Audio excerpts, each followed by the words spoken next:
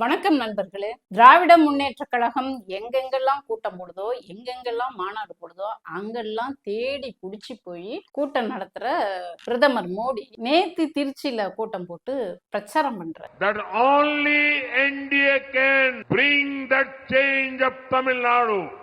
அதாவது தமிழ்நாட்டுல கேஸ் கிடைக்காம, எரிவாயு கிடைக்காம, இன்னும் டீசல் பெட்ரோல் தட்டுப்பாடும் வரப்போகுதுன்றாங்க. புக் பண்ண முடியல. நேத்து நான் புக் பண்றேன், சிலிண்டருக்கு புக் பண்றேன், கட் ஆயிடுச்சு. அதே போல 15 நாள் இருந்ததை 21 நாளா புக்கிங்னால உயர்த்திட்டாங்க. இன்னைக்கு சிலிண்டர் கிடைக்காம மக்கள் எல்லாம் ரோட்ல கியூல நிக்கிறாங்க. தமிழ்நாட்டுல மட்டும் இல்ல, இந்தியா முழுசும் அதே நிலைதான். ஆயிரக்கணக்கான மக்கள் வரிசையா சிலிண்டர் வச்சுட்டு நின்றுட்டு இருக்காங்க. அப்படி ஒரு எரிவாயு தட்டுப்பாட்டை ஏற்படுத்தினதுனால இன்னைக்கு வீட்டுல கூட சமைச்சு சாப்பிடுற நிலைமை இல்ல. சரி, வீட்டுல இல்ல, உணவகம் போலாம் அப்படின்னு பார்த்தாக்க அங்கேயும் சிலிண்டர் இல்லாம விறகு வச்சு செய்யறாங்க. செய்ய முடியாதவங்க க்ளோஸ் பண்ணிடுறாங்க, உணவகத்தை க்ளோஸ் பண்ணிடுறாங்க. இப்படி அன்றாட வாழ்க்கையே பாதிக்கப்பட்டு இருக்கிற இந்த நேரத்துல எதனால இந்த தட்டுப்பாடு என்று சொல்லி ஆய்வு பண்ணி அதை சரி பண்ற அந்த திராணி தெம்பு இந்த மோடிக்கு இல்ல. காரணம் எங்கேயோ இருக்கிற அமெரிக்காவுக்கும் ஈரானுக்கும் போர் என்றால் இந்தியாவுல எரிவாயு தட்டுப்பாடு ஏற்படுது. எதனால? இந்திய அரசாங்கத்தோட வெளியுறவு கொள்கையோட அந்த நிலைப்பாடு சரியான அட்மினிஸ்ட்ரேட்டிவ் பண்ணாததுனால இந்த நிலை இந்த தமிழ்நாட்டுல ஏற்படுது. இதனாலதான் மக்கள் யாரும் இந்த மோடிய நம்பறதே இல்ல. அவங்க கட்சி கூட கூட்டணி வைக்க கூட யாரும் போக மாட்டேங்கிறாங்க. திராவிட முன்னேற்ற கழகத்தால இந்த கட்சி நமக்கு ஒத்து வராது, செட் ஆகாது என்று ஒதுக்கப்பட்ட கட்சிகள் தான் பிஜேபி கூட போய் கூட்டணி வைக்கிறாங்க. இதுதான் இன்று பிஜேபியோட நிலைமையாக இருக்குது. அப்படிப்பட்ட மோடி தமிழ்நாட்டுல பேசுறாரு. என்ன பேசுறாரு? இந்த எரிவாயு தட்டுப்பாடு குறித்து ஒரு வார்த்தை பேசுறதுக்கு தெம்பு திராணி வக்கு இல்ல. அதை சரி பண்ண முடியல. இன்னைக்கு வரைக்கும் மக்கள் தெருவுல நிக்கிறாங்க. ஆனா என்ன பேசுறாரு? தமிழ்நாட்டையே ஏடிஎம் பயன்படுத்திட்டு இருக்கு ஒரு குடும்பம் என்று சொல்லி அப்பட்டமான பொய் விதைக்கிறது தான் இந்த மோடியோட ஒரே வேலை.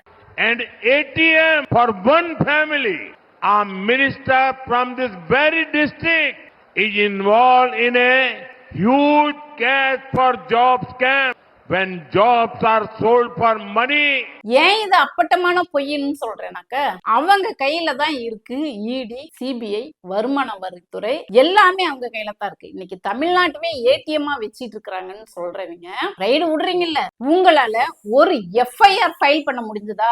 ஏன் ஃபைல் பண்ணல? கை சுத்தமா இருக்குது, மடியில கனம் இல்ல, வழியில பயம் இல்ல, கை சுத்தமா இருக்கு. அதனால உங்களால எஃப்ஐஆர் ஃபைல் பண்ண முடியல. அப்படி உங்களுடைய யோகியதையை வச்சுக்கிட்டு மக்கள் மத்தியில அப்பட்டமான பொய் சொல்லலாமா?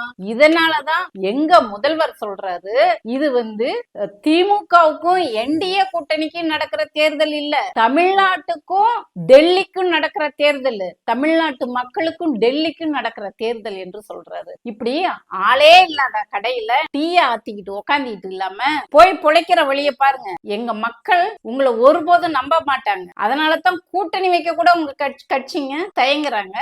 நீங்க தமிழர்களால ஒதுக்கி வைக்கப்பட்டவங்க. முதல்ல சிலிண்டர் தட்டுப்பாட்டுக்கு என்ன வழி பண்ணலாம்னு பாருங்க. அன்றாட மக்கள் வாழ்க்கை இன்னைக்கு பாதிக்கப்பட்டு கொரோனா காலத்துல இருந்த நிலைமை இன்னைக்கு வந்திருக்கு. இதுக்கு காரணம் யாருன்னு பார்த்தா முழுக்க மோடி அவர்கள் மட்டும்தான். இதுவும் எதனாலனா ட்ரம்புக்கு அடிமையாக போனதுனால, தன்னுடைய நாட்டோட உரிமைகளுக்கு குரல் கொடுத்து நிக்காம அந்த ட்ரம்ப் சொல்றாரு, 30 நாள் மட்டும் நீ ரஷ்யா கிட்ட வாங்கிக்கலாம், எரிவாயு வாங்கிக்கலாம், கச்சா எண்ணெய் வாங்கிக்கலாம் அப்படின்னு அவரு உத்தரவிடுறாருன்னா, அப்ப இந்தியாவோட பிரதமர் யாரு? பிரதமரா ட்ரம்பா?